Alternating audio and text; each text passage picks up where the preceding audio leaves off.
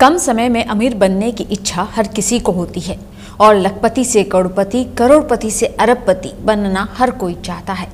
इसलिए जिनके पास थोड़ा पैसा है वो इसे अच्छे निवेश के साथ बढ़ाते हैं। आपने सुना होगा पैसे से पैसा बनता है। आजकल लोग बिटकॉइन में निवेश कर रहे हैं। कुछ लोगों को बहुत ज़्यादा फायदा भी हुआ, वहीं कुछ को उतना नुकसान भी। लेकिन दुनिया में एक ऐसी जगह भी है जहां 500 साल पहले असली बिटकॉइन चलता था। यह उनके धन की संपन्नता को दर्शाने का तरीका था। ये उस देश का करेंसी सिस्टम था। इन गोलाकार छेद वाले पत्थरों के बदले में इस देश के लोगों को खाना, रसद, ये सब कुछ मिलता था। शादियों में इनका लेन देन होता था। संघर्ष, राजनीतिक समझौते या वंशानुगत संपत्ति में इन्हें दिया जाता था।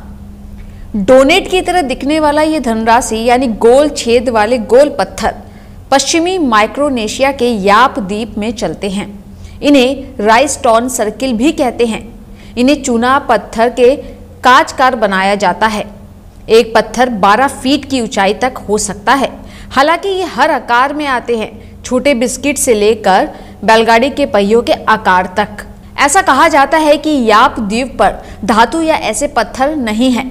यहाँ से करीब 640 किलोमीटर दूर एक द्वीप है जिसे अनागुमांग कहते हैं। जब याप द्वीप के लोग अनागुमांग द्वीप पर करीब 500 साल पहले गए तो वहां पर चूना पत्थरों की भरमार देखकर हैरान रह गए।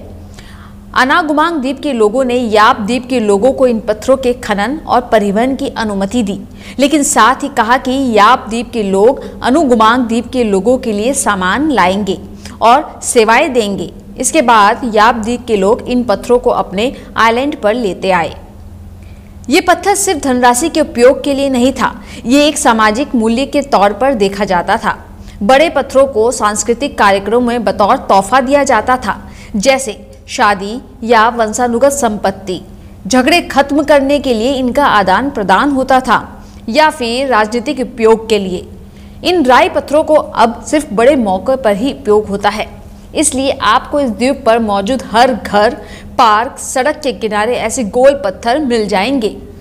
इनके छोटे पत्थरों का उपयोग कैश के रूप में किया जाता था। इन पत्थरों के वजन और आकार की वजह से इन्हें पर्स में रखकर घूम नहीं सकते थे।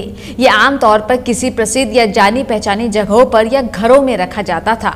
इनका मालिक कौन होगा, इसके लिए पूरे समुदाय के जुबानी बताया जाता था। लोग इसे हमेशा याद रखते थे कि कौन सा राई पत्थर किस व्यक्ति या संस्था का है, ताकि किसी पत्थर पर कोई दूसरा दावा ना करे। अगर कभी ऐसा होता भी था तो इसके लिए मतदान कराकर संबंधित व्यक्ति को पत्थर का मालिकाना हक दे दिया जाता था। पत्थरों का आदान प्रदान भी सार्वजनिक समारोह में ही होता था, ताकि पूरा समुदाय देख सके और किसी तरह का घपला ना हो। साल 2019 में ओरेगोन यूनिवर्सिटी के पुरातत्व और अर्थशास्त्रियों ने इसका अध्ययन किया। तब उन लोगों ने इसे क्रिप्टोकरेंसी बिटकॉइन से जोड़ा था।